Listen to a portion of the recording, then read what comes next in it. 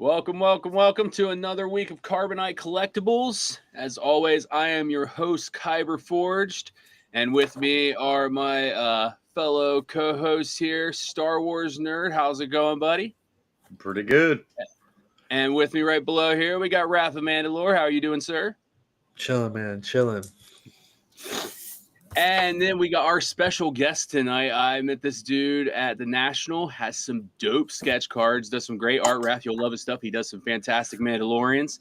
We have Adam Perler. How are you doing, buddy? I'm doing all right. But you guys all have like really cool names sitting here with my name. But on Whatnot, I'm actually Rebels Relics. So Rebel Relics. We'll go with that one. That sounds cooler. Yeah. But and excuse, he is more than welcome everybody to move around as much as you want. The man has just had back surgery, so he's going to have to move around a little bit. So possibly, I'll try to hang in there. You know, he's operating under stress just to be here for you guys tonight. So this is the way. Yeah. Nice. And welcome, Obi Sean. How are you doing, buddy? Hello there. Oh, Mr. Sean Kenobi. So how's you guys' weeks going? Everybody have a decent week? It's been a week. Oh, that is optimistic already. I've mentally quit my job like 4 times, so that tells you how it's going. Yeah, I mean, my week's going a lot better than last week was. I had COVID for about 5 days, so dang. Now that I'm able to leave the house, it's been a little bit better. But hours at work and stuff, life can be rough, but it could be a lot worse. I'm alive. I'm here. I'm talking with my friends. So it matters.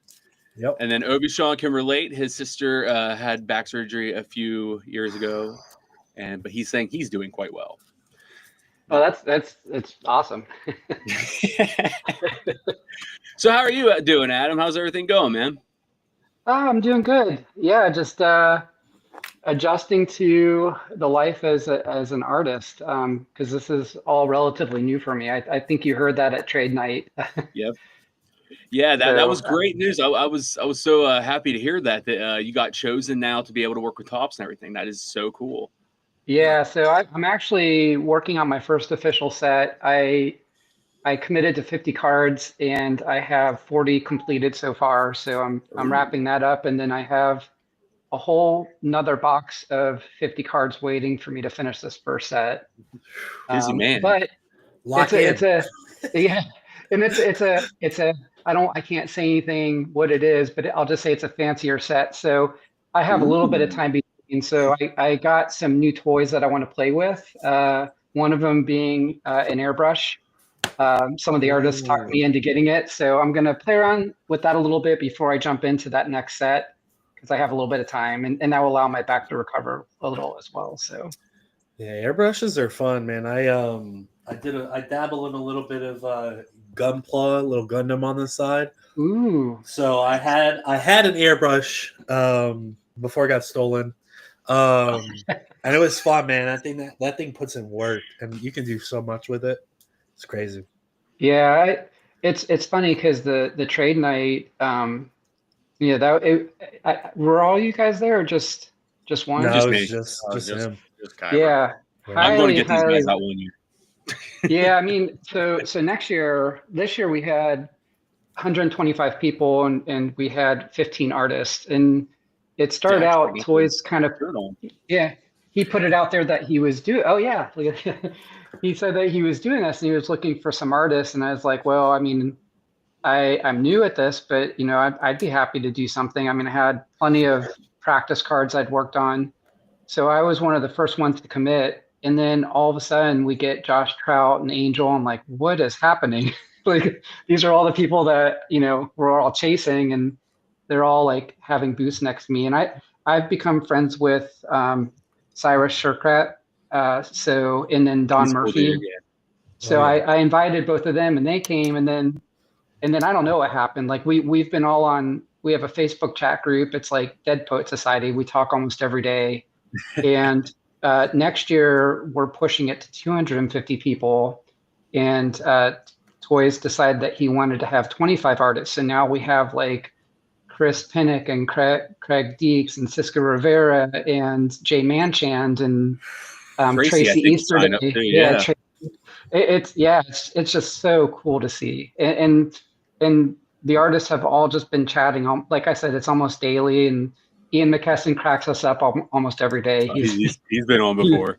He's a trickster. He's a hoot. He cracked us up too.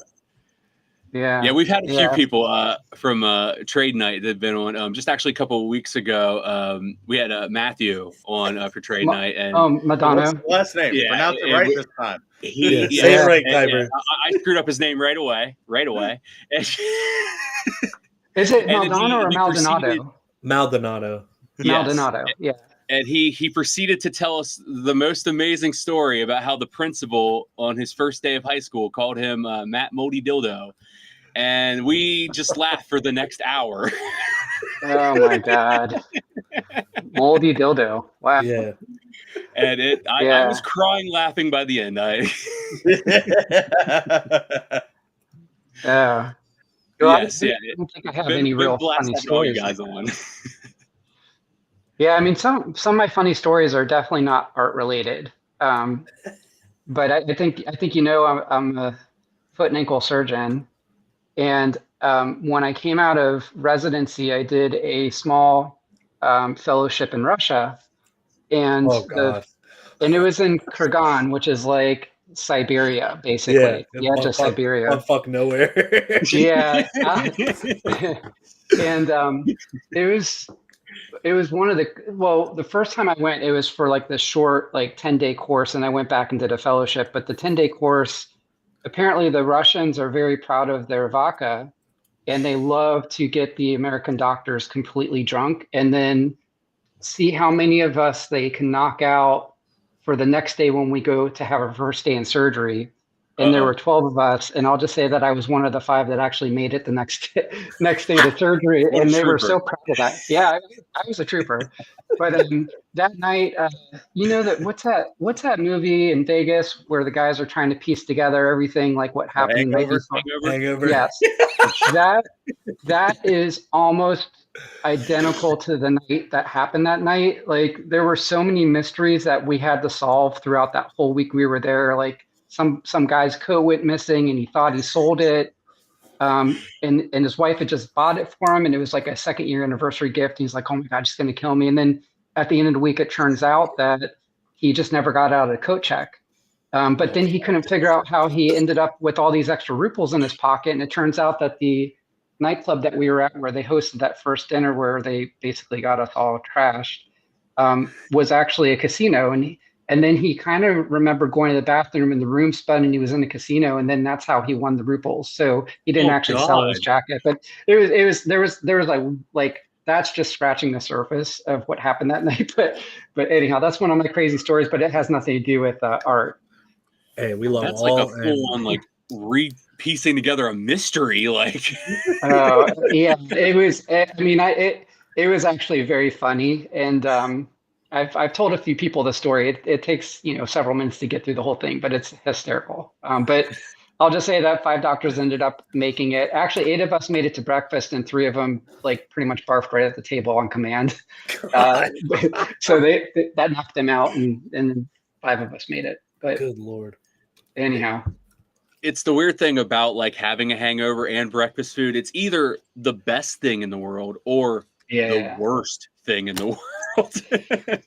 You're going to discover as soon as you smell the eggs where you stand for the rest of the day. 100%. Yeah. I mean, like so we, just to tell you how it started, we all get there and then they say, oh, we're doing this like introduction dinner. And so the hospital, have you guys ever seen like people that walk around that have those rings around their legs and they have pins going through their leg? Yep. Or the halo around the head with the pin. Yep. So yep. That is called external fixation. And the godfather of external fixation is this guy, Vladimir Ilizarov. And he's the one that figured this out. And it was really because they had all these people that were injured in World War, it would have been World War II, that had these open fractures and they had no idea how to treat them, because usually you'd put like hardware inside, but you can't do that when you have an open wound. Yep. So he looked at a wagon wheel and saw like, how does this like flimsy piece of steel hold the weight of a wagon? And it's the way you do it is you have the spokes and then you have the center hub. So he envisioned that center hub being a leg, and then the spokes were these wires, and the ring is this ring around. And you can make the leg above and below the fracture stiff, so it bypasses the fracture, and you can treat fractures that are open without putting hardware. So he figured that out, and then the next thing you know, he started to claim that he could correct deformities doing the same method. And it's almost like children that their bones grow. He found a way to fracture the bone, put this device on, and treat it like a growth plate, and he can dial out deformities and fix things that nobody in the world could fix. And that's how he got started on it. It was kind of an accident. Anyhow, that's where I went to train. That the hospital Actually, where fixed my knee when I was in high school. Is it really? Yeah, because they my kneecap was like a really bad floating kneecap. So when it moved, like every ligament, it was just there to be hit and torn apart. Yeah. So, Yep. So they had to basically break my leg to reset it into the right place, and then they screwed it back together. So I got 2 giant screws in my left leg to like put it back into the right place. Did they use one of those fixators? That's how they stabilized it till everything was healed, right? So it just kind of sit in one of those for like a couple weeks. Yeah, so that was the hospital I actually trained at in Russia. And when I went, the guy, Ilazarov had passed away, so I was under the very first person that took over for him. And so we go there, and they bring us all into this like big dining room. And before we come up the stairs, they make us all do a shot of vodka, and it's like the shot that breaks the silence. And then we sat down at this big like U-shaped table, and they put like an American doctor and a Russian doctor and an American doctor like all the way around.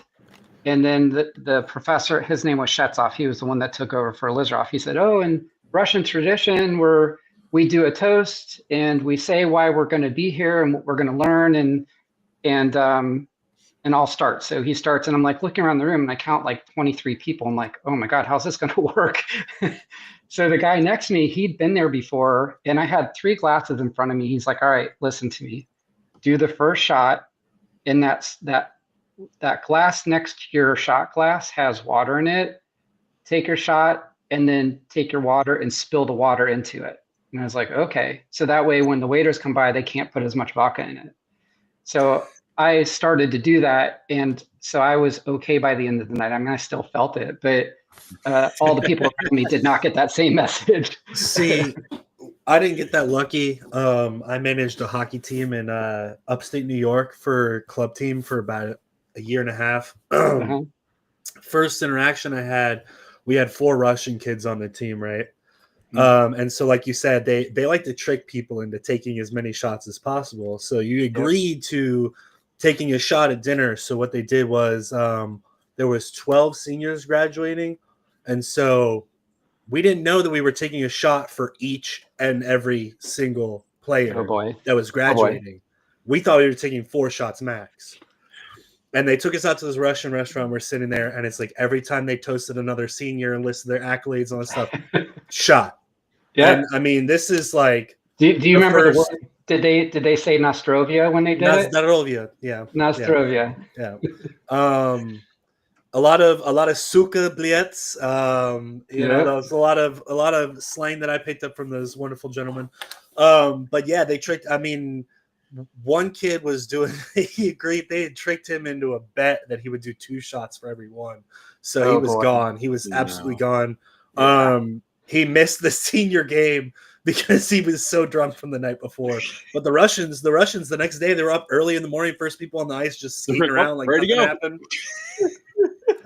Yeah, it was a big eye opener because we would do, when I went back for my fellowship, we would do cases, and between cases, we'd go into like this doctor's lounge, and in the US we go and get coffee between cases, or a water and a granola bar or whatever. Like normal stuff. they were taking shots, and I was like, oh, I was like, you guys drink alcohol? And they're like, oh, this isn't alcohol. Like, it was like the dumbest question. It's, beer is alcohol, Vodka is water. Vodka, yeah, it's over there. It's just something else. It's like coffee shot here, I guess. But yeah, it was very interesting. But yeah, so my background, in other words, is not that. It's definitely not in art. It was the art of surgery for me for most of my career. Well, I mean, skilled hands. So that is true. Yeah, and it's funny because if I look back at this past year, like even a year ago now, I was not doing this. I actually was I was in practice for almost 25 years and was involved in a startup company about 4 or 5 years ago where it was a deformity correction. We would take CT scans of people's deformities, make a 3D model, do surgery on the model virtually before we even touch the patient, and then 3D print a guide that would snap to the patient. And that way, any surgeon that was using it would have the same exact outcome. And we were the first company to get FDA approved for that. And so that was my big passion. And then we were on the market for like 9 months, and it got bought pretty quickly, which was awesome. But I didn't realize between full-time practice, full-time dad, and then doing the startup, which was basically I would leave my practice at like 5:30, 6 o'clock at night, get home and start on meetings, all the way till 11, 12 o'clock at night, wake up at 5 the next morning to get caught up on all my charting. And then weekends were the same thing. And for about 2 years, I was just completely burnt out. Like it really, I didn't realize how much it did to me. And then about a year ago, I just made the decision that, the last 3 years, I've really not, even though I've always been at my kids' every event, I can't say I was always present. Like I was there, but I wasn't, my mind was elsewhere. And my kids at the time were 10 and 13. And I just said, I want to get this right. And I don't have a lot of time because statistically 80% of the time you spend with your kids is before they turn 18. So I made the decision to step back from clinical practice and catch my breath and be a dad and pick kids up, drop kids off, do stuff with the wife during the day. And I don't know if I'm going to go back to practice yet. And art actually didn't come on until a little bit later when I was like, I need a stress reliever. Like I need something to take my mind off of a lot of the stuff I've been through for a while. And so that's kind of how art started. But I have to say that it really came from the addiction that we all have here. And that's just somehow getting into Star Wars and getting addicted to collecting cards. So, and yeah, go ahead. Oh yeah. I was going to say, what's your what would you say is your favorite like character to draw? Usually something we kind of ask every artist, like who you like to draw the best. Well, let me start with how I even got into like cards, because I first my brother-in-law was into Star Wars also, and I was into the movies, and he's like, "Have you seen any of the Disney stuff?" I'm like, "No." And he's like, "You got to watch it." And I was like, "The cartoons?" And he's like, "Yeah." He's like, "Trust me, the best writing in Star Wars is in the animation." Okay. So during COVID, I made a commitment to go through Clone Wars and Rebels, and I was like, "Oh my God, I'm totally in." Yeah. And then I started searching because I loved the art. Like that's what I loved about the animation. I'm like, this art is amazing. So I started searching. I came across comic books and, ordered my first comic book and then my second and then my 200th and then my, it got a little out of hand. And comic books take up a lot of space. And I was training a fellow and he's like, "Hey, do you know they have Star Wars cards?" I'm like, "They do? Like, Topps cards?" Like I had no idea. So then next thing you know, I'm on Whatnot and I get into a celebration break, which was how I got addicted to Star Wars cards. Pretty cards. And then I ordered like 2 or 3 boxes from Dave and Adams and I landed this. Oh. So it's not this one. This is the out of 5. It's this one. The Jason Davies. That's one of one card. Yeah. So then I was like, there is art in Star Wars, and it started with the Celebration set, and then I just got addicted. And then, like, if a number card came out, I was excited. If an auto came out, excited. But if a really cool sketch came out, I was like, oh yeah, like this is amazing. And then I want to say last October, I do a medical mission to Peru every year. Actually, I can't go because of my back because this came out of nowhere. But I usually go every October. And last October, we had the hurricanes in, I'm in St. Pete. So about 70% of the houses around me got destroyed. Yeah. We were pretty lucky. But Toys did a kind of art show to raise money for the hurricane. And he put, a couple notes out, say, hey, artists, if you want to draw some cards, we'll donate them, have blank sketch cards I can send you. So I said, hey, send me some cards. I don't know what I can do, but maybe I'll try to draw some and get them back to you. And it turns out because I was in Peru, I wasn't able to draw for that set. But then we had the fire, and he did the fire relief show. So I asked if he'd send me some more blank cards, and he did. And then that was the first time I ever drew on a Star Wars card. And I actually really enjoyed it. And then started drawing a lot after that. That's one thing definitely like about Toys that like I really respect about the guy. He always like steps up like when like big natural disasters hit. He does like huge charity shows to try to raise money for stuff. Mm-hmm. Like definitely respect the man for what he does for like things when people need help. He's a unique individual because he's, a hardcore collector and pretty competitive for the characters that he likes and wants. And it's awesome. But he also has a huge heart for the community and just goes out of his way to help people. Like the artists, like he bent over backwards to help the artists out with the trade night. Really just wanted it to be a special night for the people trading, but also for artists to show their stuff. And I think all of the artists commented like this was the first time they've all been in the same room. And this was just this year. Wait until next year when you have 25. And it's like, I feel like I'm, the weak link there. I mean, there's some like huge names and it's really exciting. So if anybody is interested, definitely mark your calendars for nationals next year. It's back in Chicago. And I think there's going to be a lot of shenanigans with the artists. I think Toys was talking about maybe trying to do like a preview art show the day before so people can kind of see what the artists are going to be showing. Yeah. So it's pretty cool. Fun. He was a busy man that night. He was all over the place, like just trying to run that show pretty much like. And it was a blast. Like they had all of these different things like going on. All the artists were so cool. Like I talked to all you guys. It was awesome. Like to talk to everybody. The art you guys all brought was insane. Like your stuff too. I loved your freaking like the Boba Fett. I actually made that on the thumbnail for the episode. The Boba Fett with the stained glass. Yeah, that was really like that. Yeah, that was something I started to kind of play with, because I'm like, all these artists have like particular styles. I'm like, I don't even know what my style is. And I can't even tell you what my media is because literally every card I use like 5 or 6 different things. And even the cards I'm doing, the cards I'm doing now for this set that's coming out, I think it's the end of this year or early next year.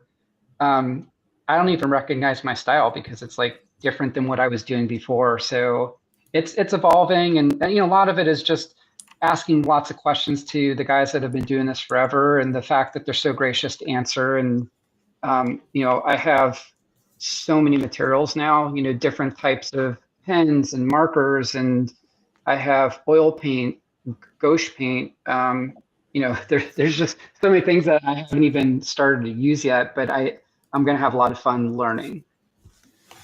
Yeah, my wife's just started doing like sketch cards, kind of like a hobby for her.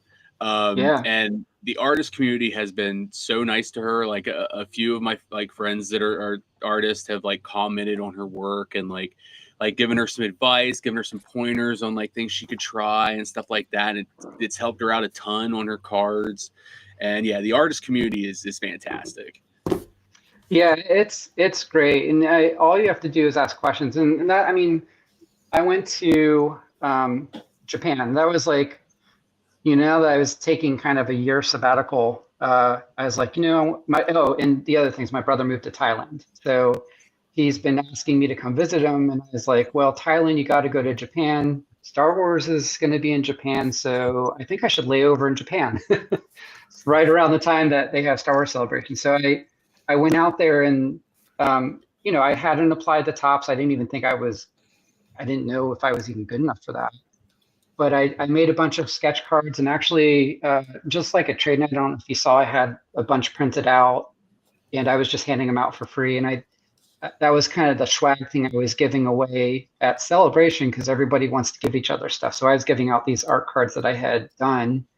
And I happened to meet Tracy Easterday, Stefan Leonardi, who's also going to be at Trade Night next year, and then Don Murphy. And I had drawn, like, while I was on the trains in Japan, I was drawing cards because I was just practicing. And I gave them each a sketch card. And Don was like, hey, are you a tops artist? I'm like, no, I don't think I'm that good. And she's like, no, you should apply. So that's when I got home, I was like, yeah, well, why not? I'll just apply. I'll see what happens. And then I got accepted. So it was a big surprise. But yeah, now it's like, it's funny, and I actually commented on this to the other artists on this Facebook group. When I did my very first top sketch card a couple weeks ago, I was almost as nervous when the pen touched the paper as I was the first surgery I ever did. Like, it was just so nerve-wracking, because it's like, there's a lot of expectations. We've all been in streams where somebody's like, "Oh, there's a sketch card," and they flip it over, and it's just not exactly what you were hoping you would get, and you can almost hear the disappointment. And some people, they don't realize that, the artists sometimes come into these streams. Yeah, somebody out there did this. Yeah, they could say some pretty funny things sometimes, and I, even if it's not the style of art that I collect or appreciate. I appreciate all art. It might not be something that's going to go into my PC, but it's my father-in-law always, when I got married, I remember him telling me, he was a car salesman, and the saying is, there's an ass for every seat.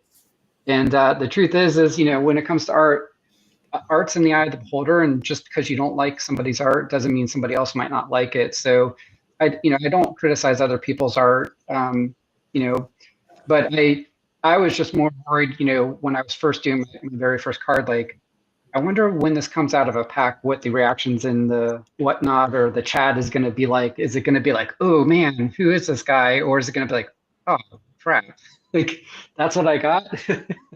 So you just never know. But hopefully, I every piece I've done, I would say that from an art viewpoint, like, I've been pretty happy with. I haven't had any that I'm like, oh, I'm not too proud of this one. Like, I every single one I can also look at and say, I wish I could do better. But I'm also looking at these legends, when we're on Facebook, we show each other our work sometimes, and I'm just looking at what they're doing, like, oh my God, they're like miles ahead. But I really shouldn't compare myself to them, because I'm a different type of artist than they are. They've been doing it for their whole life, and I'm new. And I'll agree with you too. Dawn is a really dope person. We're actually going to have her on next month. She's going to be on. She's awesome. She when I was talking to her, I mentioned I had a kiddo, and that she's a big Padme and Leia fan. And she's like, oh, well, here. And she just gives me these like Padme prints that she made in like Celebration. She's like, here, give this to your kid. They're up on frames on my kid's wall now. She loves those things. Every one of like Padme's outfits from episodes 1 and 2 on like minimalistic art. It's so cool. I saw that. She was giving those out. Dawn is awesome, and she's become a very good friend of mine. And I think out of all the artists, that's who I've picked her brain the most, and she's been just amazing.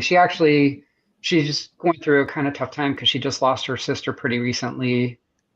So she was coming back to work on the same set I'm working on now, right as I was coming back. Because at Trade Night, that was the start of my trip. And that was, so my goal was to have 50 pieces to bring. And so I brought 50 pieces with me. So it was a lot of work to get that done.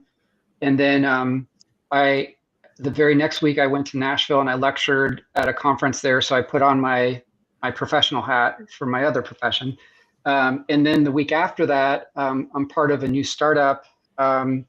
It's called OrthoPop AI. And basically what it is it's an app that goes on your phone and it takes you from an unknown to known condition. So if you sprain your ankle and you're like, what the hell would I just do? Like, it's really hurting.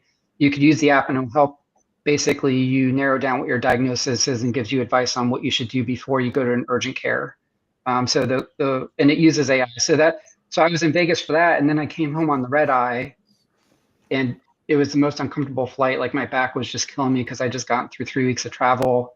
Got home, took a nap, got up, took about 4 steps, and my left leg gave out on me, and then just developed just the worst pain I've ever had in my life in my left hip, and then ended up in ER that night, and then within a week and a half had back surgery. So here I am. So it's been an interesting few weeks, and in the meantime, I've been trying to draw for this new set, which is, but it's like I said, it's good therapy. So I just have to change position a lot. Yeah, it's been interesting since like my wife started doing this, that I get to see the whole like lifespan of a sketch card. Like you just kind of see from the beginning like, how long it really takes for like start to end, like to plan it out and like decide like, oh, this is what I'm going to do with it. This is the colors I'm going to use. Like I was like, oh, it's not just you're just going to sit down and I'm just going to draw something. Like, what is she using? Is she just doing like colored pencils or markers or? Right now she's been using paint pens. Actually, I got one right here. Like Posca or? She's actually got that's one of hers. Ooh, right look there. At that. Oh, she's really good. Yeah, she's been doing like lightsabers. Actually, Raph, yours is on the way. She did Shin Hati's lightsaber for him. I'm trying to send that to one of my boys to get it signed by Ivana at SpaceCon. So does she have a favorite character? Or who does she follow? Right now, she's mostly been into Anakin because that was kind of the first one she went for was his. But yeah, she got one she prefers. Oh, I don't know if you saw that one. Yeah, that was one of my favorite ones too. Anakin. Yeah, this was the anime. So I was playing around with that style, and like this is kind of like an anime Hera. That's cool too. I like the print on the. Yeah, these are the 5x7s. There's a Vader. I'd say and then Corey Vader almost. I like that. Yeah, it's a little bit different. And then this was watercolor, which I'm finding watercolor is really hard to do on. That looks good on that one. Topps cardstock, and I'm a Rebels guy, so a lot of I like that. But this actually, it's funny because this is probably technically not the most advanced. If you haven't seen that book, I was going to mention it earlier, the Art of series that they do for all the like movies. No, I got to check that out. Oh my god, bro! They break down like the design and everything. It's amazing. Like, yeah, no, I gotta look that up. Look those up. This is like there were 2 cards that I've done that I would say are my favorite, even though they're technically not the most advanced. But I love this one because I just the scene was that's crazy. Because the art that I do, like I want it to kind of capture a moment. I don't want it to just be a face like or it's and iconic. Yeah, and then more iconic that way. And of course, I have Chopper right here, but War Crimes, favorite war criminal. Exactly. But yeah, that and then, but for me, it's like looking at other artist styles. Like this is Carlos Caballero. Like his stuff's amazing. So and then Lindsay Grayling, like I love her stuff. Oh, Lindsay's awesome. Yeah, she is great. Oh, that's so cool. Yeah. And then, Shyla Lee is like, I love Shyla's stuff. The chibis. Yeah, the chibis. And then, I don't know, have you guys heard of Tim Agar? Tim is fantastic. Tim Agar, Agar. I've heard of him, yeah. He is just, his pencil is, So I think he's actually coming into Topps. Like, I think he's going to be a Topps artist. He needs to be there. I don't know if you're familiar with Collectibles, but he features a lot of Tim Agar's stuff.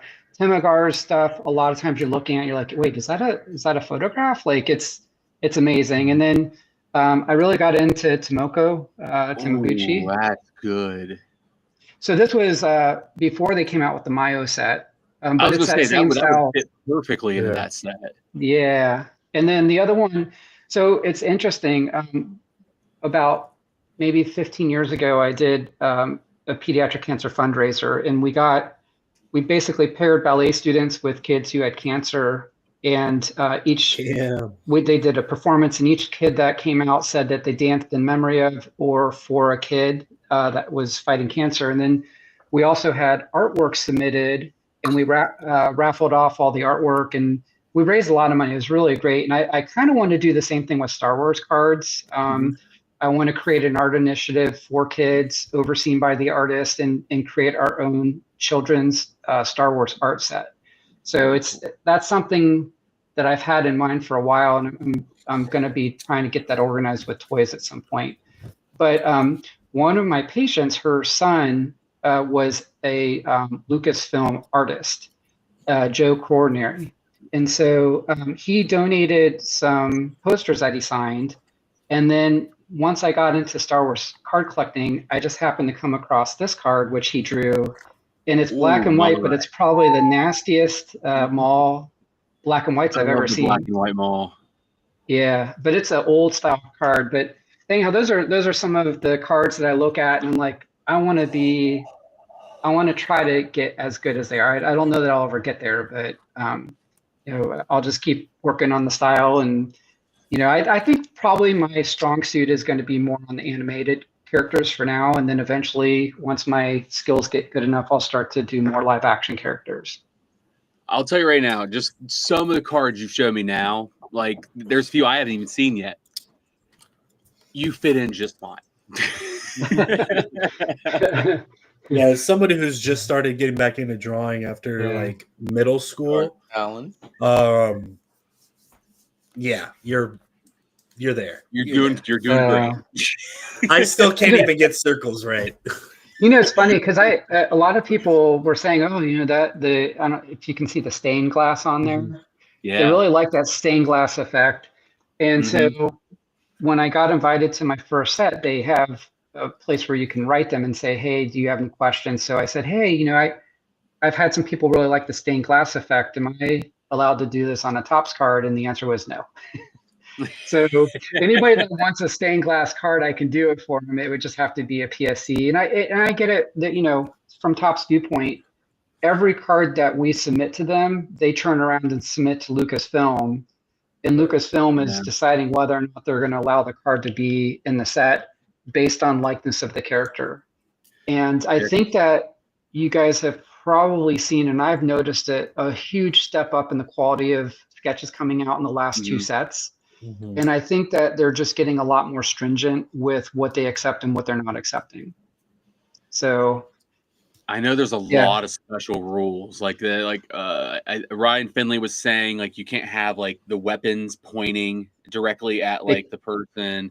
They have to be off to the side. Yeah. I was in the stream last night. Touch.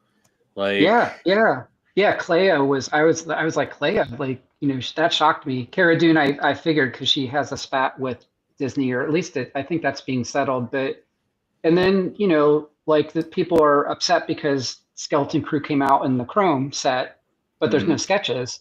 But if you think about it, when they were prepping that set, those art cards went out, and Skeleton Crew was still releasing episodes because we get the cards. I've heard horror stories though. Like I heard some artists say that they got cards and they had like 2 weeks to turn around 100 cards. So now you kind of understand why some of the cards look the way they do, because literally like they get them.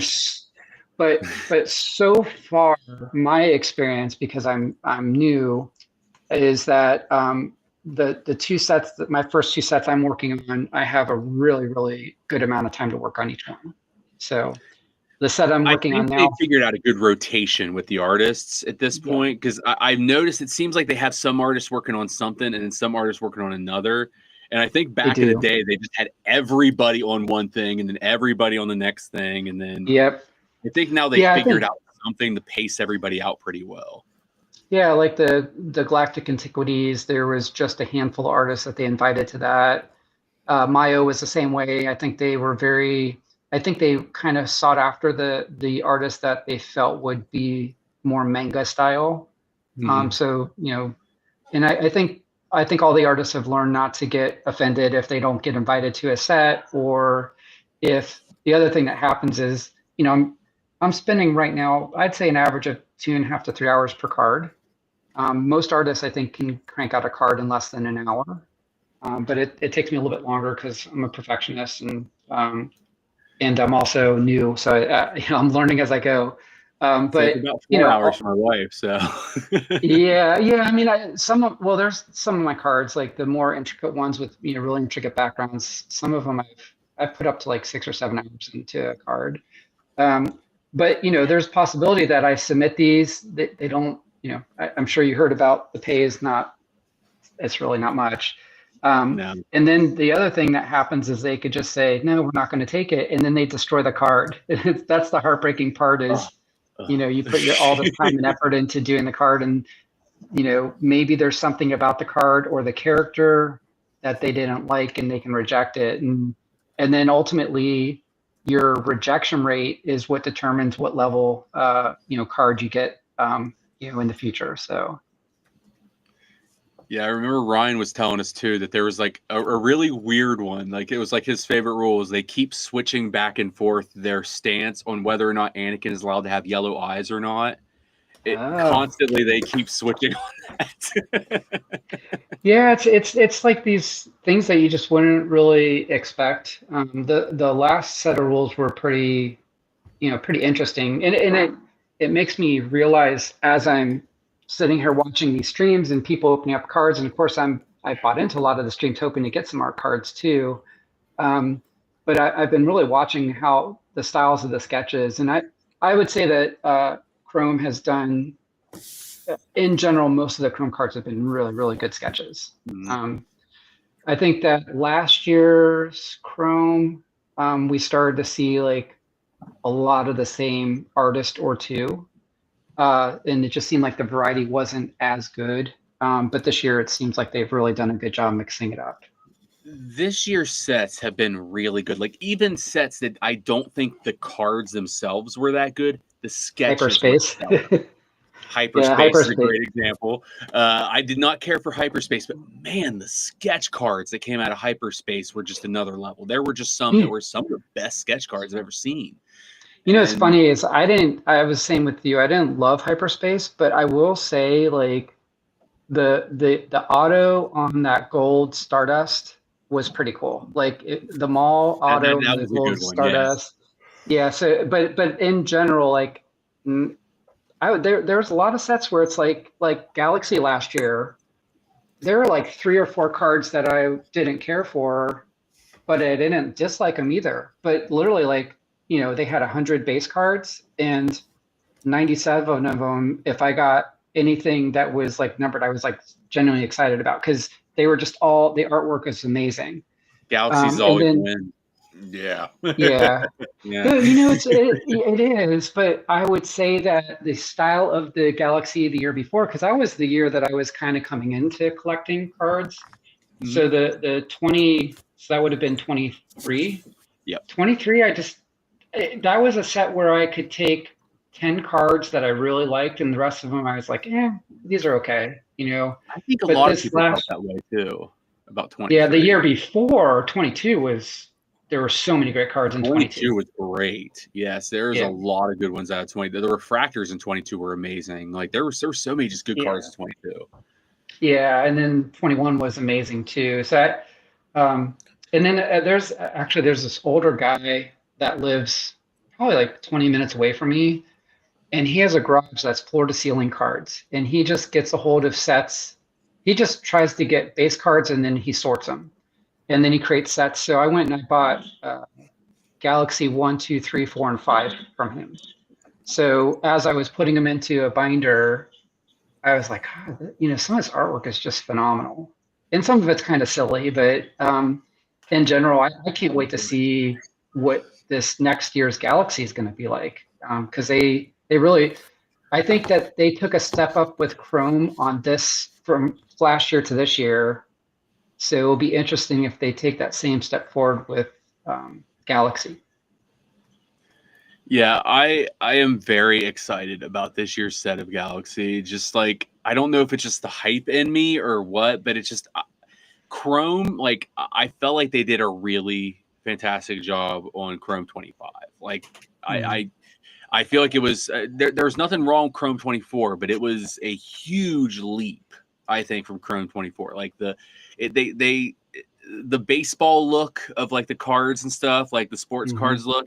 It went to more of something that you could say this is a Star Wars card, and I think that was kind of a nice edge for the Galaxy 25. But yeah, the sketches in 25 that I've seen so far, I haven't seen a bad one. Like I love the double visions. I love all the galactic and the Kyberlights, the galactic graffiti and Kyberlights. But I guess that's maybe I like those because those are more Galaxy-like. That where Chrome is just more like a portrait of a person. It's not an action scene. Where Galaxy is more capturing moments. Anakin turning to the dark side or whatever. That. So yeah, I think that's probably why. And it's funny because you talk to different people, and some people are more Chrome people, some people are more Galaxy people. Antiquities about broke all of us. I only watch those. Those are just ones I'm like, I'll just see what you get in your box. I can't drop like over $1,000 on a box of cards. Yeah, it's if you were into. So for me, it was a bad. It was good and bad because I just wanted those large art cards so bad. Those were great. I will say that was a great ad for anything, was those big freaking art cards. I didn't really care so much for the autos in there. I just wanted the art cards because but that's just me. I'm more, like I said, my collection is more based on the art. I agree with you. So. I think that was the showpiece of those Galactic Antiquity sets was those big like art pieces. Like those were really cool. I mean, it kind of almost subsidized part of that like price, because really if you did price it out like that big of an art piece, like by a really quality artist, I mean that's gonna cost you a few $100. Like yeah. I mean, if you think about like Jason Davies, his cards on eBay, they're usually maybe $500-600. So there's four cards can fit in a 5x7. Yep. So Jason Davies 5x7, you can imagine, is going to be pretty expensive, and that's kind of how it panned out. In fact, I almost feel like Galactic Antiquities reset the sketch market, because before that, sketches were actually going down. There was a lot of repetition, and styles were looking very similar, and a lot of the big names weren't drawing as many cards. And they definitely, Topps has done a good job kind of getting some of the big names. I mean, even Angel and Chris Penix had way more cards in Chrome than they've had in any set recently, which makes it fun and exciting, because on any given night, like while we're doing this, there's people opening up cards and probably hitting, Josh Trouts and Penixes, which is awesome. And I mean, and the whole bigger is better concept. Trout's a great example. I mean, you were there on trade night. You saw how like that Obi-Wan like Trout like portrait, like full size. What was that? $5,000, I think it went for. Like, it was beautiful. Like Allen Guinness, Obi-Wan pencil sketch, like full portrait, and it was gorgeous. And then he had a little Darth Vader that also went for $5,100, and it's like. My wife was, and he did that little Maul too, didn't he? Yeah. That little Maul action figure recreation. Yeah, that was really cool. I like that. Trout. Yeah. So Angel's Vader was the one that went for 51. I think the Maul went for like 32 or 3,400, which kind of surprised me because I'm like, I thought they're both like phenomenal. They're just different styles. And Angel's Vader, what I loved about it was you kind of saw that style again in Chrome 25 when his Chimere sketch came out, because the coolest thing about that Vader was you could like, because he's like, here, take the card and like look as close as you can at it. Like, I couldn't believe it. Like the closer you got, you saw all these other details. Like, how is all this stuff in this sketch? And you just, the closer you got to it, you see all these things. And that Chimere sketch is the same thing. I asked him, because I was like, you draw so small and so detailed. Do you use like a magnifying glass? Because I know some artists do that. And I actually, on eBay, I bought, or on Amazon, it's like a glass that lights up the table. And if I want to see detail, I can look through the top and it will give me 10 times magnification. I actually haven't used it to draw through. It's just a fantastic light. But I just figured Angel was drawing through some sort of, because if you zoom in, like every little red dot is in the perfect place. And he said no, but he puts his face like literally, he's like, I'm very like, nearsighted. He's like, but when I draw, he's like, my face is like on the paper. Like he gets his face way down. And I'm trying to picture how this looked like. And then I don't know if you guys saw his stream with toys last week. His birthday. It was his birthday, 50th birthday. That Spider-Man was and he goes live and draws Spider-Man. And and the whole time he's talking, and if you notice, like his head kept getting in the way of the camera. And I'm like, that's the technique, like, because he literally puts his face like right down to the piece of paper. But he's got another sketch coming up that he's going to do. I think it was like the 24th or 28th. So he's going to do another, sketch with the toys again, which is really cool. Even if you don't collect art and you appreciate it, just watching a master like that, it would literally be like us all pulling up a chair and watching Picasso paint, a canvas. So and he raffles off one free every time he does this. So, which is, like I said, those are worth a lot of money. So, yeah, he honestly, I've never seen that effect done where it was just, you walk by it and you're like, oh, that's a pretty cool like Vader. And you think as you walk by, like, it's kind of minimalist. And then you get closer and closer and you're like, like there's that little piece, and then you just keep getting closer. The closer you get, you find all these tiny. If you want to really appreciate Angel, go on his Facebook or Instagram and find the video, because he recorded himself drawing Kobe Bryant.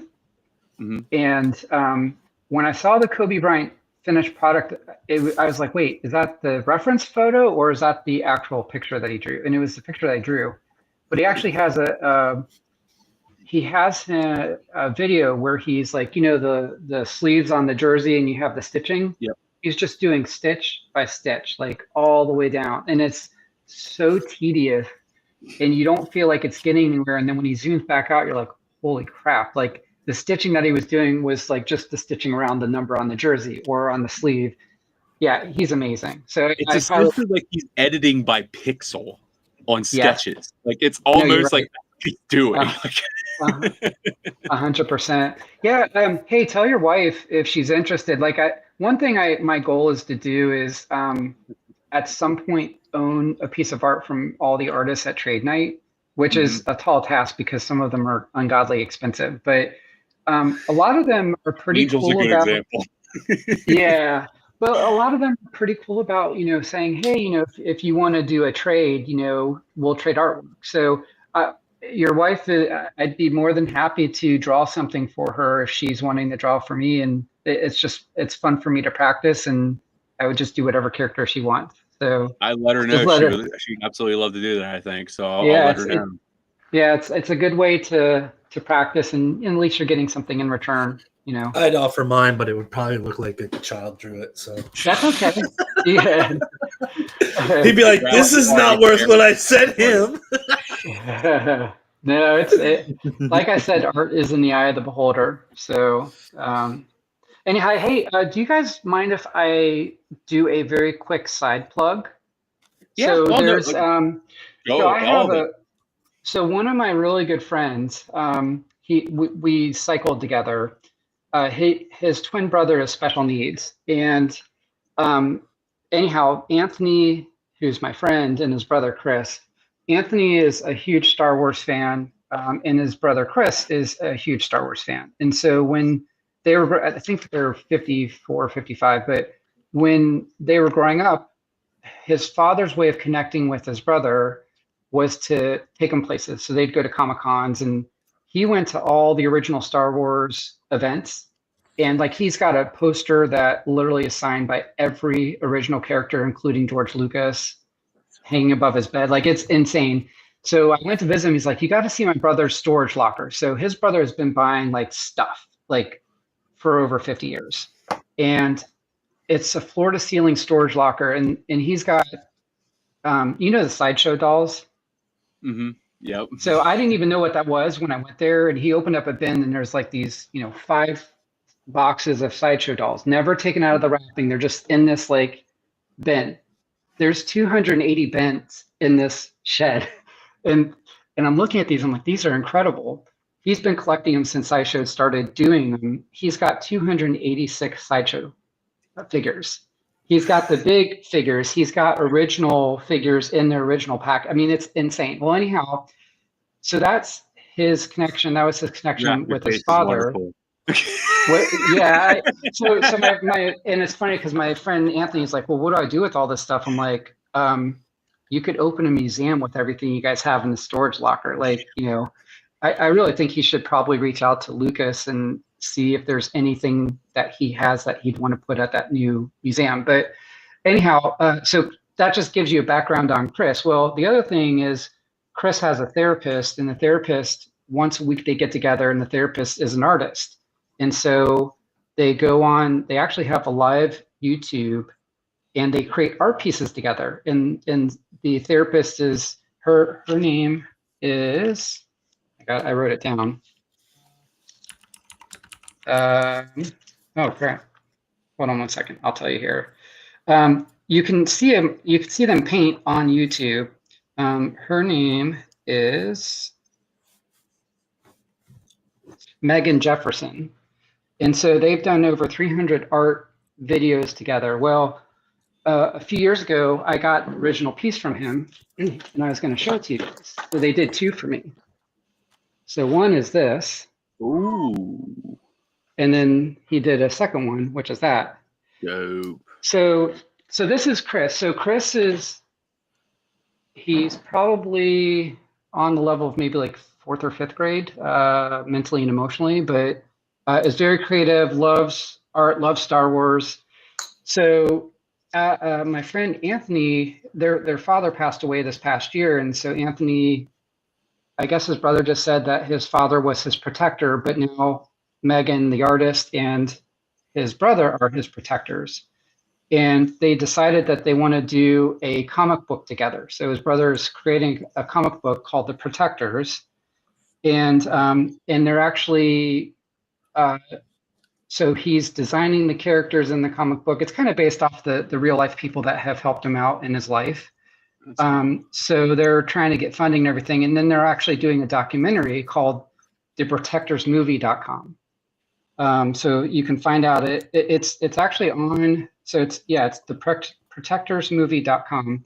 So I just want to encourage people that like art and like art for good, because they're finding ways that they can do some of this stuff and do it for good, just showing people how they can overcome mental deformity or setbacks or special needs and turn them into not really special needs, but just unique abilities. And so that's kind of what the Protectors is all about. So anyhow, I just wanted to kind of put that plug in there. And Chris he's insanely into Star Wars. So I think if you guys kind of follow that movie and you'll see a lot of the Star Wars stuff come out in him, and he geeks out over a lot of the stuff as well. So you said protectorsmovie.com? Yeah, it's called the protectorsmovie.com. I don't know if you can see my screen. But yeah, they have a site on Instagram, and then they have a website. It's just the protectorsmovie.com is their website. So yeah, just check them out, and maybe throw them a, kind of encouragement along the way as somebody who's trying to go out there and inspire other people to not have disability, but have special ability. Oh yeah. Absolutely. There you guys go. So no, I appreciate you letting me make that little plug, but it's also because he's insanely into art as well. So I figured that was a good plug. Yeah. Anything, art's helpful. It's healing. So any other way that it can help people, it's great. So yeah, definitely check it out, protectorsmovie.com, guys. And as for your stuff, anything like, we know you have some awesome sets that you're working on or anything, but anything that you're able to talk about that you want to plug. Well, as far as the actual sets, one, I'll just say that one is a set that we all know, love, and look forward to every year. The other set is one I've never heard of. So that you read between the lines that it's something that's going to be new and exciting. And being so new, I got to be really careful because I don't want to get in trouble. We don't want to get lost from tops. I will tell you that the collector in me, when I heard what they're doing with this top secret project, made me crazy excited, and it's going to be hard not to be purchasing into packs, even though I'm trying to use art as a form of therapy in a way to not swipe my finger on whatnot to buy teams. Which it's hard not to. No, because when I'm drawing, I want something to do and watch, and so anyhow, that's why I'm trying to tell my wife I'm still doing it. It's helping me, but no, anyhow, I think it's going to be super exciting, and I think that I think a lot of the artists were super excited about the trade night. And like I said, it's created almost like this instant communication between artists that just apparently 2 or 3 people would hook up at a trade show and they'd introduce each other. Maybe they'd go get dinner. But after trade night, everybody went out to dinner. I didn't get to because my family was there. But and then every day we're writing on this Facebook. It's like I said, it's like being part of the Dead Poet Society. We're already talking about getting an Airbnb that sleeps 30 people and having a little artist colony. But this is a win for the people who are collectors and fans, because it just makes the environment more fun, and we're all kind of supporting each other and supporting the love of Star Wars. And I think everybody's super approachable. If you have art that you want somebody to do, when I went to Japan, my goal was to get a auto from Cassian. Diego was signing, and so I was like, well, what card do I have him sign? And then I was like, maybe I should see if I can find somebody that can do an art card for me. So I reached out to Jay Manchand, and I was shocked. He wrote me back right away, and I'm like, hey, do you take commissions? And he's like, absolutely. And I was actually even shocked by his price. It was compared to what his cards sell for on eBay, it was crazy affordable, So he did a Diego Luna card for me, or Cassian card, and I had Diego sign it. And that kind of card to me is above any other autograph that you get out of a pack for me. I know some people, if it doesn't have the word Tops on it, they're not excited about it.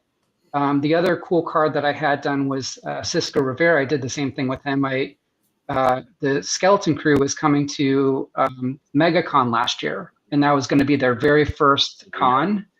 And I got to show you guys this picture. It's hysterical. So Cisco does a Neo card for me, because I was like, oh yeah, all those kids are going to be there.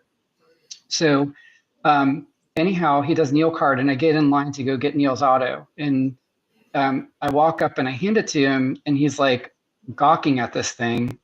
And he shows, and his dad, I forgot, this is an actor, but his dad's behind him. And he shows his dad, and his dad's like, oh my God, that's amazing. So it was the first card that he'd ever seen of him as a Star Wars character, and is the first one that he ever signed. Oh, that's cool. So, yeah. Oh, that's cool. So that's Neil right there. That's a dope card. Yeah. Cisco's amazing. And so, yeah, he signed, and it's funny because I've seen actually, I just got one. I bought Neil a couple times in the breaks, and I got an autograph from him. And it's just that P with the squiggles in it. It doesn't look like much, but what's cool is on this card, let me see if I can zoom in so you can see it. He put the crazy P there, but then he wrote Neil next to it, which I think makes it even cooler. Oh, that's yeah. great. So anyhow, so that's the type of art stuff I love. You know, it's not only an artist drew it because I asked him to. So when they sat down, they were thinking of, you know, kind of why I was asking him to draw it and what I was asking them to do. And Cisco did another one. He did an Ahsoka for me, a slave Ahsoka, which was really cool. And I had actually Eckstein sign it. But those are just they're not only like one-on-ones because of the art side, but then when you get somebody to sign it and you're seeing their reaction to the card, the actor's reaction to the card, that makes it more special than just a card that they blindly signed, or they signed a piece of sticker that then gets stuck on a card, but they never even saw the card or touched the card themselves. So that makes it more unique to me. So I love those sketchgraphs. To me, sketchgraphs are like the ultimate card. My one day Star Wars Grail that I'm working on. I had Ryan Finley actually drew it for me. It's it was on a 2000. He just I was interviewing him and he just happened to tell me he had a 2000 like a blank 2015 Revenge of the Sith wide vision card just laying around. Amazing. I'm like, can you hold on to that for me? Yeah.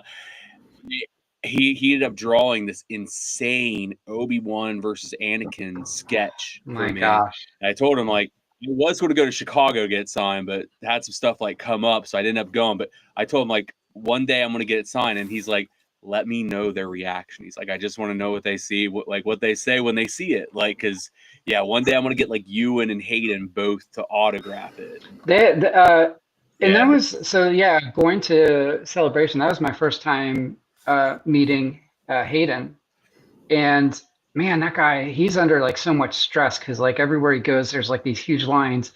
But and you wait for everywhere. You wait forever, but when you get up to meet him, he just looks at you right in the eye. He very calmly is like, "Hey, how's it going? Are you enjoying your time here? Like, you know, any favorite things or any like." He just literally like slows time down with each individual person, regardless of how crazy the queue is. And I just really appreciated that about him. And I noticed that like he was calling out people like, "Hey, I think I remember seeing you at, you know, Florida or something." Like he remembers people. And the other person that I thought was fantastic that way too, Tamora Morrison was amazing. I can't wait to meet Tim. Oh, he's my favorite. Man, he is a Star Wars nut. Like he loves Star Wars. Somebody had a motorcycle helmet decorated like Boba Fett's helmet, and they were so excited for him to sign it. But they were as excited for him to sign it as he was to sign it. Like he was like just so geeked out about this motorcycle helmet that looked like Boba Fett. It was so that, and then the other person that was really awesome was Sam Witwer. I didn't know a lot about him. Sam is awesome. We're all big fans of Sam here. Well, you're the only one, Kyber, that hasn't met him. Yeah, I'm the one that hasn't got to meet him. Yeah. Oh, he's a huge nerd, like in a good way. Like I think he studies Star Wars like backwards and forwards, and his depiction of Maul is just, I don't know. I mean, it's hard to top Ray Park, but there's just something about the animated Maul that to me, well, it filled in all the blanks, right? We didn't know a lot about him. And it's the same thing with Ahsoka. I mean, Rosario is an awesome actress, and I think she does a pretty good Ahsoka, but nobody's Ashley Eckstein. The Ahsoka that I love is Ashley Eckstein. OG. Yeah. So anyhow. Yeah, and with Sam Witwer, like I was a huge Force Unleashed fan, so Star Killer is my all-time favorite. I wish character. I had my Star Killer auto here right now. Oh, dude, that Star Killer auto. So I got 2 by Sam, and I got 1 from one of my buddies at Rebel ScumCon. And I bought the one from Sam, and he sat there and was talking to me for a minute, and he signed half of the portrait in red, half the portrait in blue, and then Star Killer in one color and his name in another. He's like, "I just wanted you to have a little bit of the duality of the character." And I was like, That's what's so Like, and he did that with thank every you. single person. Like he really connected, like Yep. what somebody brought up a lightsaber and he started telling them a backstory on the lightsaber, and then they said, oh, so and so is going to sign this, and he's like, oh, you make sure that they know that I would beat them anytime. Like it was just, he's totally into it, and it just makes it fun for us as fans. Yeah. It's is anybody thinking about going out to LA I was for thinking about, Yeah. we were talking about maybe Yeah, getting an we all wanna go. Airbnb and Mhm. like have a bunch of us in there. Not only just to be like not super right there, but like just so that we can all enjoy the time with each other too. Because I think I can attest for Yeah. both of them, like the best part about this community is just being able to like connect with other people.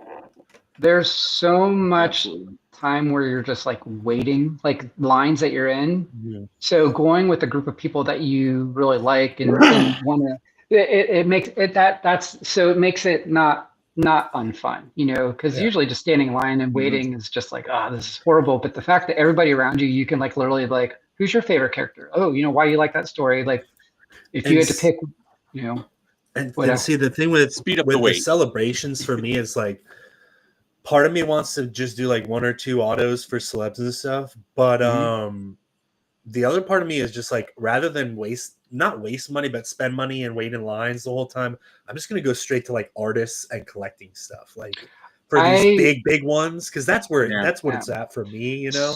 100%. So I got autographs because I went there wanting to get autographs, but literally I missed out on all the vendor booths. And then I went and hit the artist row, but I did not get to spend as much time there as I really wanted. So next time I'm not getting a single auto. And I also, like I said, it was really cool to meet them. So I don't want to take that away. In the mail and autos, you don't get to meet the person, which, isn't as good. But I think if I do the autos, I'll do them at something smaller, something big like that.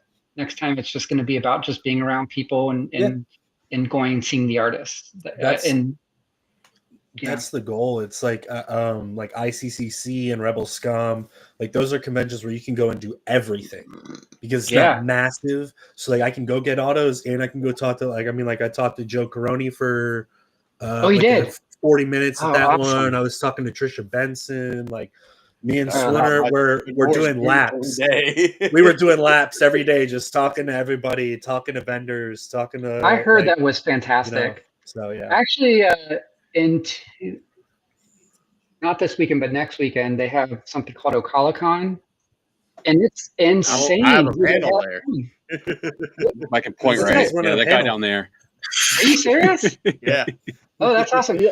He's got a panel. Dude, they have like the whole Rebel crew other than Freddie Prinze Jr. Yeah. And Katie Sackhoff's going to be there. I was like, man, it's going to be like my fourth time meeting Katie this year. Yeah. She's going to probably be like, yo, are you just following me? Katie, it's so many things. So when you have a panel, are you like interviewing them or? No, I'm not like a guest or like a actual like speaker there. It's just a fan panel. Me and my buddy Clone Force 97 are going. And awesome. Because we have completely polar opposite views on Star Wars, especially whenever it comes to like the Disney era stuff, but we're still good friends and we don't resort to calling each other like fake friend or fake fans or the other tag words that everybody likes to throw around nowadays. So okay, I have a question for you guys, and every now and then I'll say this in chat, like if I'm in a stream and we're filling or everything's taking a while. If you were to, you remember when we were all kids, like we did time capsules. You take some of your toys, you stick them in a time capsule, and then you dig them up like 20 years later. I got like 6 of them out there somewhere. Yeah, think about this. If you were to take a time capsule from our Star Wars, like what we as individuals think the Star Wars is, you could choose 5 characters to put in your capsule to represent all of Star Wars for someone who knows nothing about it in the future to get a gist of kind of what this whole thing is about. What 5 characters would you go with in your capsule? Swooner, you should go first. Yeah. Trying to think. All right. I mean, I know you've got 3 on the top of your head already. Yeah, I already got 3 off rip. First one is going to be Darth Bane because he needs to. Ooh. completely, like, they need to bring him more into canon instead of just some weird Sith spirit visual thing that Yoda got during a Force meditation thing. He's not pro Nightbane. Yeah, I know. I hate Nightbane. He was born in the darkness. Next one. Hello is, there, Mr. like, Yoda. okay, so this is like characters to preserve, to like explain like Star Wars to everybody that have Yeah, never it's seen just it. kind of Okay. what would be the 5 characters that you would use to explain Star Wars, or to at least get somebody to get the gist of like what that world was like? Okay. Or that Second one universe. is going to be Return of the Jedi Luke, because Mhm. nothing That's anybody probably most or iconic anyone will ever say or do will make up for what they did to Luke in the sequels. Puke Skywalker. 3 is going to have to be Han Solo from Episode Ooh. 4, because Okay. that's just the best version of Han aside from ESB. But 4, Anakin, just because he's my top favorite character of all time, and I mean, just his story is amazing. 5, probably Qui-Gon Jinn, because he is the epitome of what the Jedi need to have been, and what the course that they need to stay on. But of course, the good die young, and we don't get to get any more Jedi like that, because they're all bad guys now, guys. That's pretty good. How are you gonna? So are we doing just what would be the most, like, to be able to say Star Wars in general, or just us personally, what we would So pick? I guess you can look at it 2 ways, because one would be just trying to give somebody a taste of Star Wars in general, like who are the most pivotal, important characters that would make you think Star Wars. Like, it could be, you could do it by male, female, you could do it by Jedi, Sith, you could do, you have Mandalorians, or helmeted figures, you have droids are obviously a big part of the Star Wars saga. Aliens are part of, so how do you pick the 5 ones to represent Star Wars essence? So I would say Luke, Anakin, Yoda, Vader, and guys, we're forgetting the most important character to all of Star Wars, Jar Jar Binks. Jar Jar. Well, you got your aliens covered with Jar Jar. Well, but Yoda is an alien with floppy ears too. So. Raph, let's hear it. What's yours? The Mandalorian cast. No, so Just the mine is in Mandalorian. parts, right? So I would go Revan's got to be on there, and that's more of showing like both sides of the Force within one character, There you like go. the purest eternal light and the deepest darkest pits of hell. The second one I would put on there, There you go. man, that's so hard. I think I'd probably put Nihilus or Maul for the Sith, just the side of pure hatred. Or hunger. Yeah, just pure hatred, hunger, that kind of stuff. I'd probably put Who would be your Star Wars female? I honestly would. I'd probably put, and this isn't me saying like favorite characters. This is just to represent what Star Wars means. I'd put Leia up there, because she's the epitome of hope. She. I'd say it's going to be Leia or Padme. Yeah, it's got to be to me, it's got to be Leia, because she kept the ship going while all this shit was going wrong around her. Right, even from what we saw in the movie series, like she gets kidnapped and like. Then she actually learns that she embodies what her parents were, right? Mm-hmm. Good Lord. I think in terms of representing like Mandalorians, the creed, the honor, following your duty, I think Bo-Katan's got to be on there to represent Mandalore.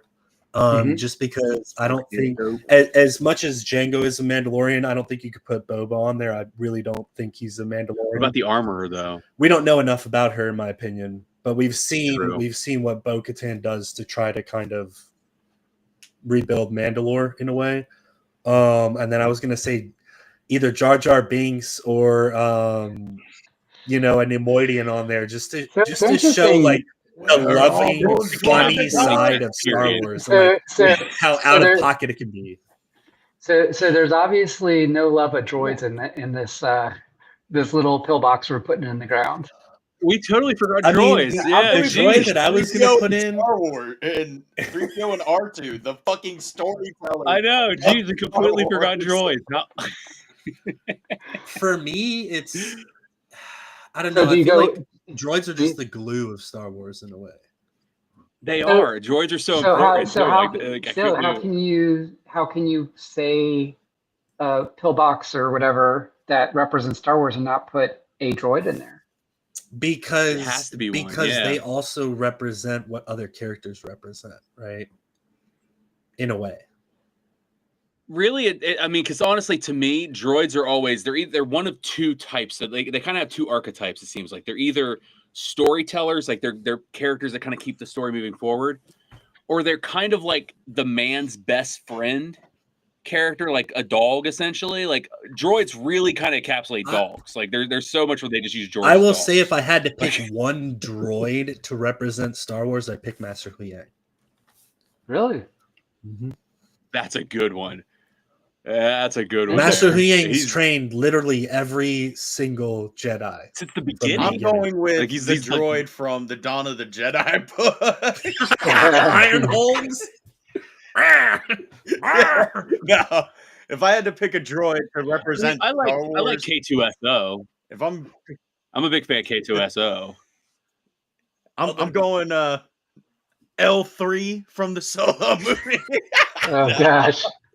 No, honestly, it'd probably be between R2 or Chopper, and I'm not sure which one I'd pick, to be honest with you. It's hard to pick between those. Okay, you're going into battle, and you're flying your X-wing. Who's flying with you, R2 or Chopper? R2. Chop.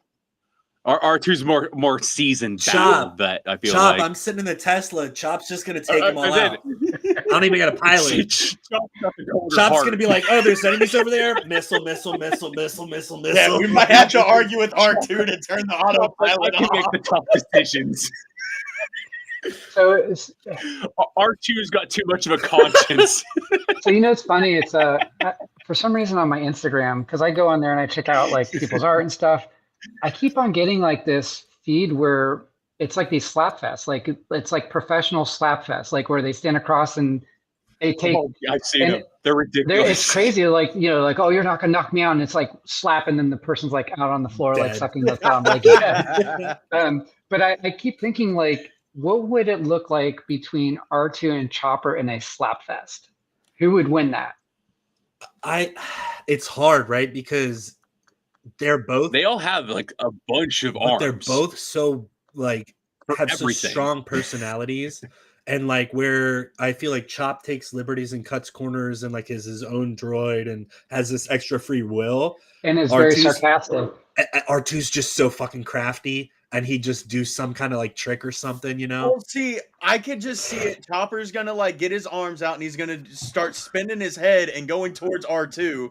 And R2's just gonna like look at the camera like he's fucking Jim from the Office, and he's just gonna zap the hell out of fucking Chopper, like Palpatine, just or he'll just like roll over and like accidentally pull a wire in just the right place, and it like trips Chopper off of a cliff, like just something weird like that. Like, to be honest with you, though, I couldn't pick a droid because I'd have to pick Master Babu Frick, our Lord and Savior, who is the master of droids. Oh, that's so funny. He has a shrine up here. Good old Babu. Behind the Star Wars logo. He's holding the Boba Fett key to the kingdom. Go, boom. So when I was trying to figure this out, it was really hard because I'm like, I was literally like, okay, I want to have one female, I want to have one male. I love like the Anakin Vader, but they're kind of the same trajectory. So if you pick Vader, if you're picking Vader, you are in a sense, picking Anakin. Yeah. So I figure like Star Wars, at least because I grew up with the originals. I mean, Vader, it was just Vader. Like Vader was Star Wars for me. But that covers the Anakin card. Then I think of like, I mean, if you think about Clone Wars and that whole era, what we don't know is how big of a role Ahsoka's going to end up playing in all that. Because she was Jedi, but now she's not, and she's kind of in this, and she's been to the world between worlds, and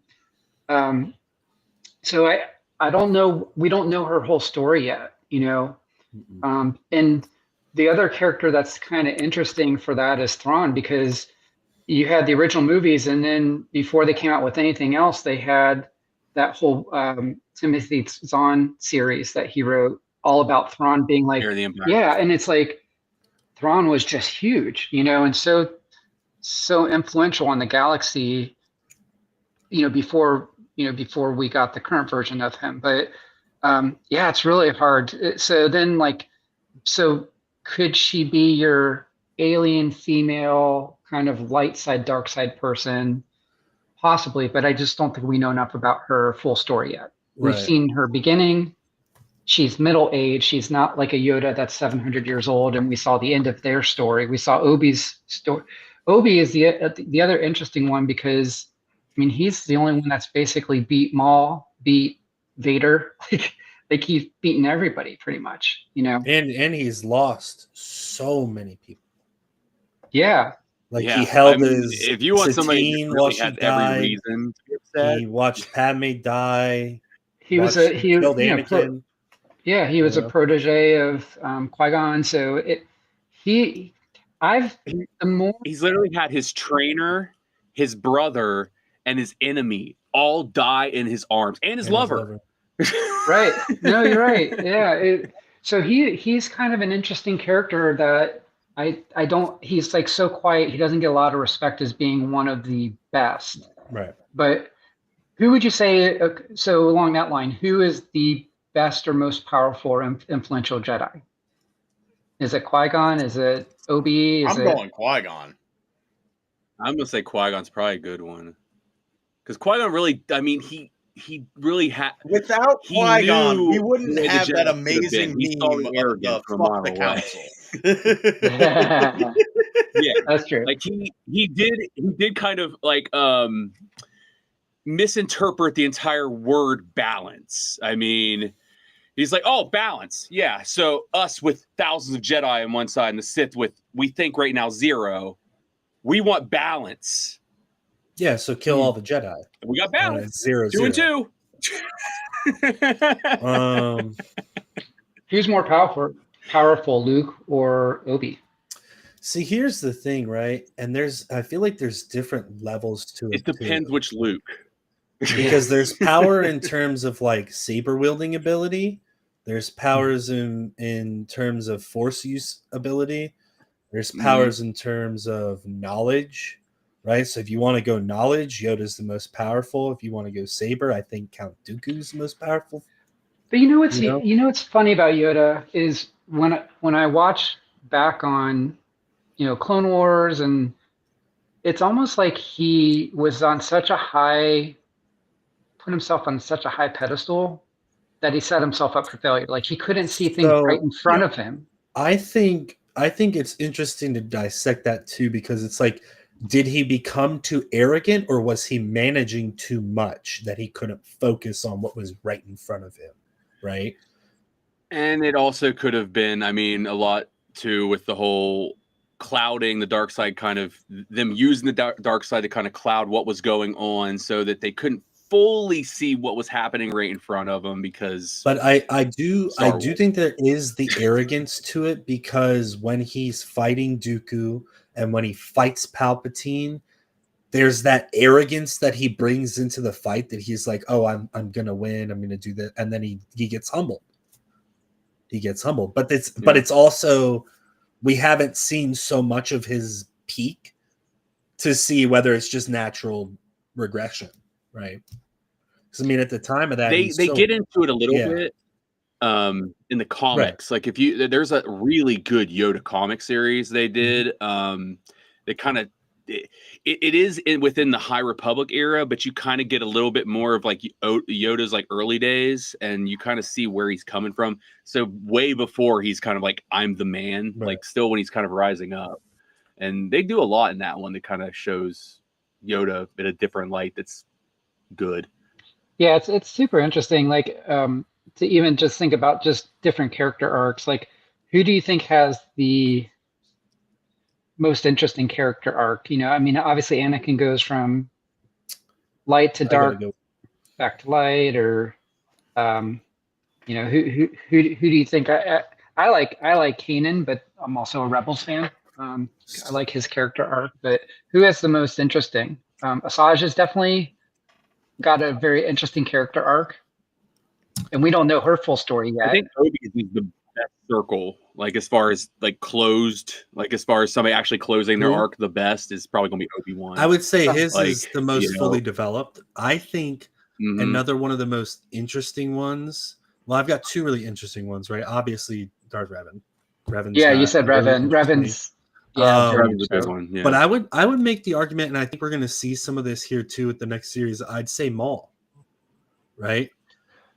Yeah. Yeah. No, and he's one to, because him and Asajj and Ahsoka all had been trained in the Force on their respective sides, and then all their paths intercross somewhere in the middle. Yep. And they're neither and good. They go well, different directions. Maul was always kind of on the bad side, but I don't even want to say he's on the bad side as much as like he's not even really Sith anymore. He's really on his own side, which technically would make him be the bad guy because he's only looking out for himself. But he's at that one point in Clone Wars and Rebels, he's trying to keep Anakin from like becoming the destroyer of everything, right? He wants to. No, you're right. Save that. He wants Anakin to come to Mandalore. Yeah, and the other thing, he's definitely a very interesting character. I actually one of the best battles was with him, Savage, and the Emperor. That was Oh yeah. I'd hate to say it, but the only other like really that's one of my favorite lightsaber battles of all time. Is that one there? Like that's probably. I mean, that's easily the best Emperor lightsaber battle we got. 100%. That was.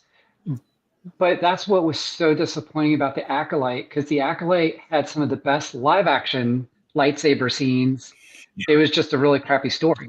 It had that scene. My God, that was one of the best stuff we ever got on a lightsaber. It used the Matrix and Star Wars in a way that was like,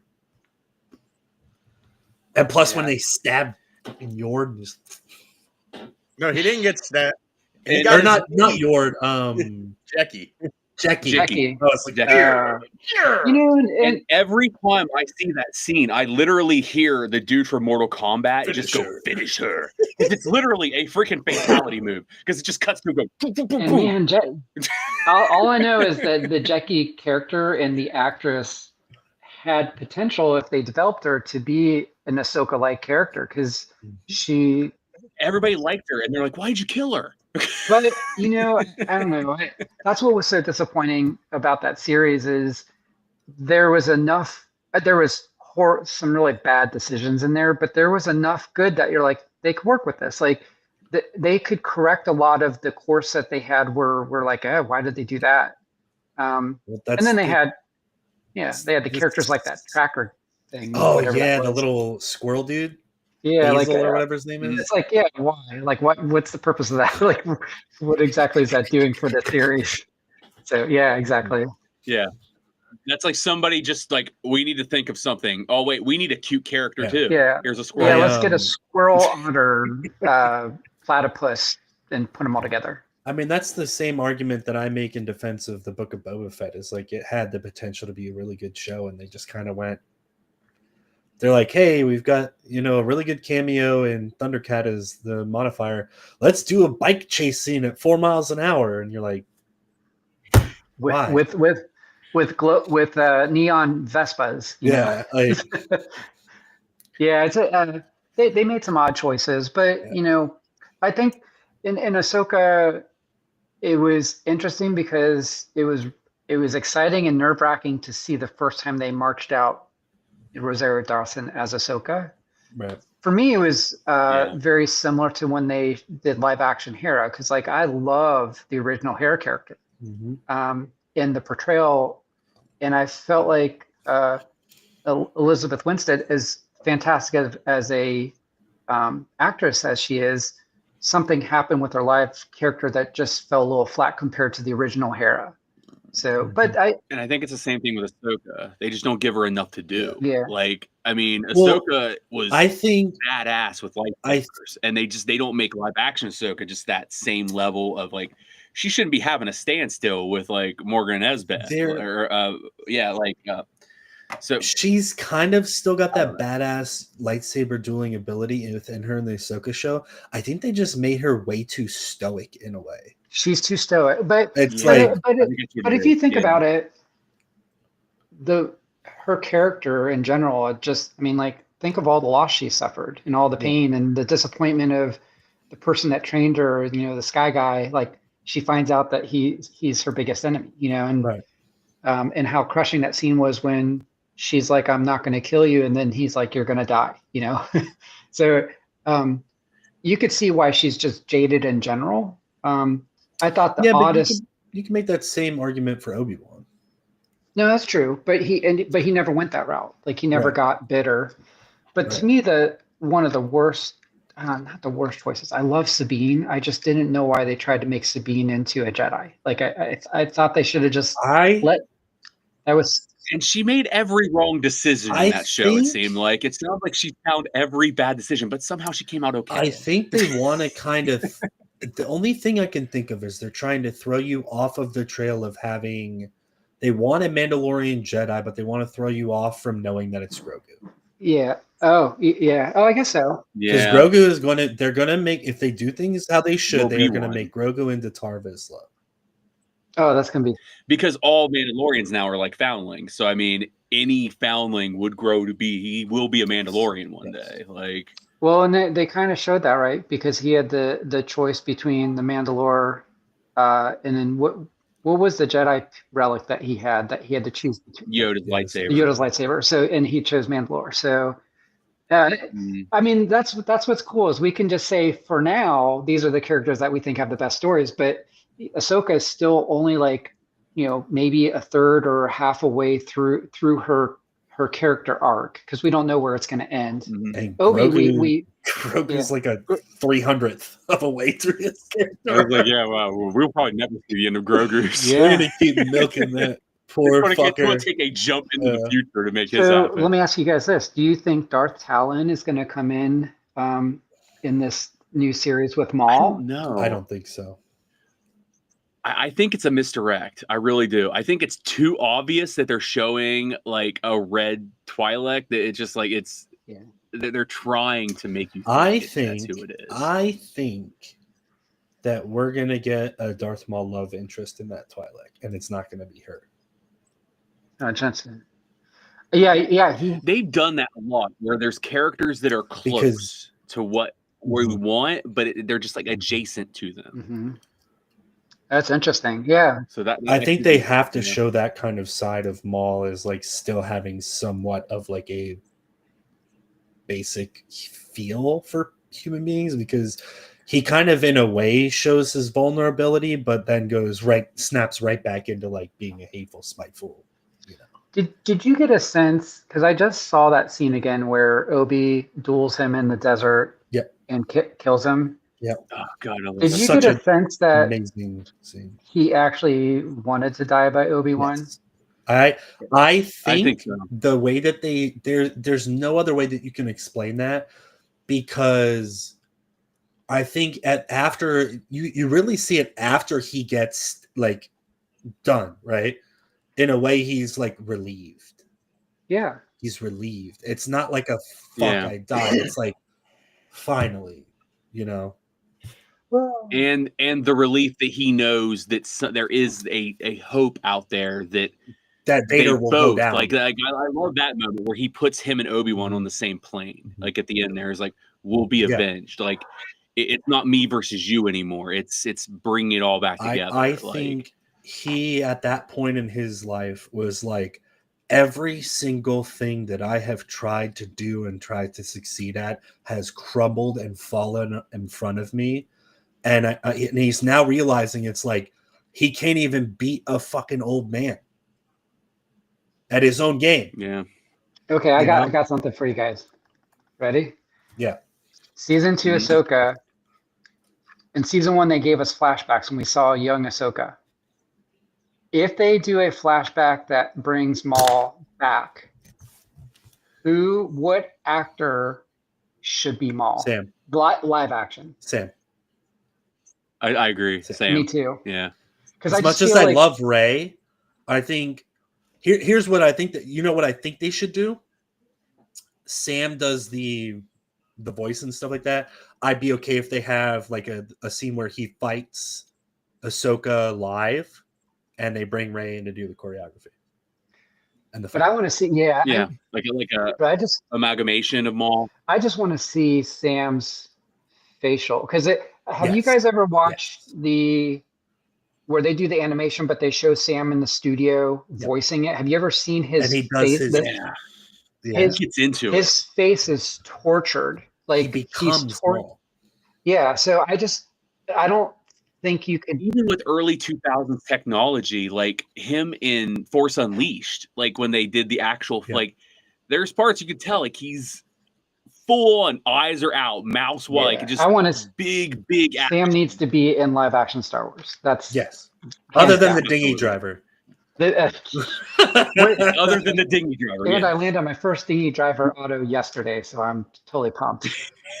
Way to go! Yeah, that's a big one. People are loving the dinghy driver. Yeah. I think that is like secretly the big pull of Chrome 25. I think you're right. I think it's that, and then it's the cheapest way to get a Sam auto. Definitely. It was like, oh, I can't afford a Star Killer or a Maul, but I get me a dinghy driver. Exactly. Oh, awesome. Well, I'm probably going to have to sign off because my back is letting me know it's been a little long. But this has been haven't awesome. gone this long in a long time, so But yeah, hey, is there anything like you have coming up that you want to promote or anything like No, I haven't posted to Instagram in a while because now that I'm deep into the top sets, I'm not really doing PSCs, but I am going to take a couple week break, so I'll put out some new PSCs.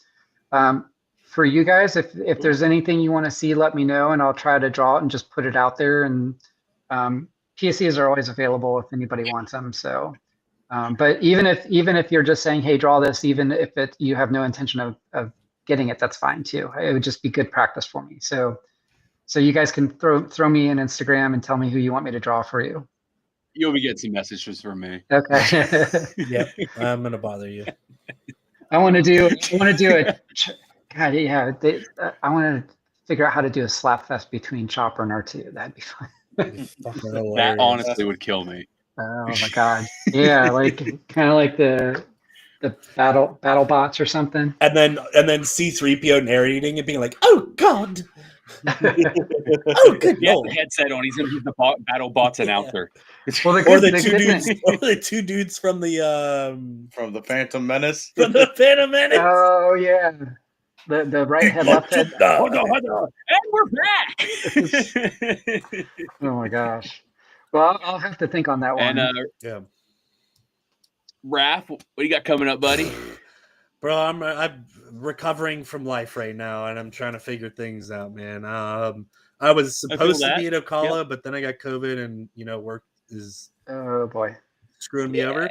I might be able to go to SpaceCon, but other than that, I don't think I'm doing anything else the rest of this year.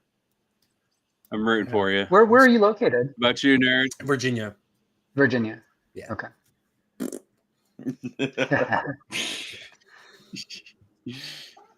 So yeah, we going on Swoonsky. We were supposed to get through the 450 giveaway responses and shit, but we've been going for a while, and I really don't feel. Oh my god, doing it tonight, to be honest with you. Yeah. We'll go get it. We'll get it next time. God, I totally forgot, dude. I'm probably just gonna go live tomorrow and do it because I'm fucking sick and tired of waiting to do shit. I'll pop on with you, bro. Yeah, I feel it. Well, Kyber has no choice. He Yeah. has to get on. He's throwing in a shirt for it, so Yeah. I'll throw a sticker in. Yes. Hey! So I think I'm going to try to go to Colicon on that Sunday. Hell yeah. So, I might be You there should on check out their Sunday. panel. My panel's Saturday. I bought the weekend pass because it was like $3 more than the Yeah. Saturday pass. I was like, if I swing by Sunday, I swing by Might as Sunday. well. If you decide to. I mean, my hotel's like 5 minutes down the road, so it's nothing. Yeah. I think I'm trying to decide if I'm going to get anything signed. Like I thought maybe I can take some of these 5x7s and have some of the Ghost crew sign these things, So which would be really cool. sick. what I was gonna do if I could have gone, I have a piece by Patrick Davis. It's a print of his that he did the whole Ghost crew. And I was gonna get everybody to sign it because I talked to Taylor Gray about it, but I'm not gonna make it. And I'm not mailing it down to Swinner because I don't want to deal with him bending it. No, I just run over with my office chair. Yeah. And as for me, well, just to give you guys a heads up here, we're going to be taking a little bit of a break on the show for a little bit. Next show won't be until October 3rd when we have Tracy on. Oh, awesome. I'm going to be very, very busy. I said here a few weeks ago, I just took a new job. It's official now. I'll be working for a sports card company in Cincinnati doing sports card breaks for them and podcasts and traveling around the shows and so on and so forth. So I'm very, very busy getting ready for all that. Carbonite Collectibles still will be a thing. That's right. We'll see you guys over on the Broken Tusk podcast.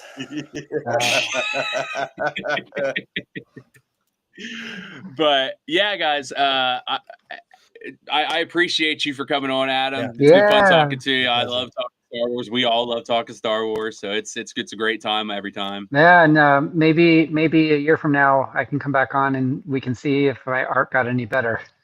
Yeah, or I mean, hey, maybe even next year we can get you on here, get ready for National next year. So, that'd be awesome. Yeah. Yeah, I will be there for sure again. So, yeah, you guys should try to make it if you can. It really is an awesome time. If I get a job that's worth something, then yeah, I'll eventually be able to get to all the conventions I want to. So yeah. Well, this is it's been an honor and a lot of fun to be on. And this is, even though my back is talking to me right now, it's definitely been a very good distraction for me. So I appreciate you guys. You guys got me out of bed. Otherwise, I've been laying in bed a lot last few days. You absolutely get yourself some rest and get that back feeling better again, so that we can get you on again here later when you have some amazing stuff coming out for unnamed top sets. Unnamed top sets. Yeah, at the end of this year, beginning of next year. That's when my stuff will start coming in. So as long as they approve it, I mean, we'll see. Hopefully, I get through the approval process. Okay. But well, you guys have an awesome evening. Yes, too, we appreciate it, and everybody that stopped by and on the show, watched the show tonight and participated in chat and everything. Thanks for coming on, guys. We'll see you guys here in a few weeks. May the force be with you guys. Take care. Have a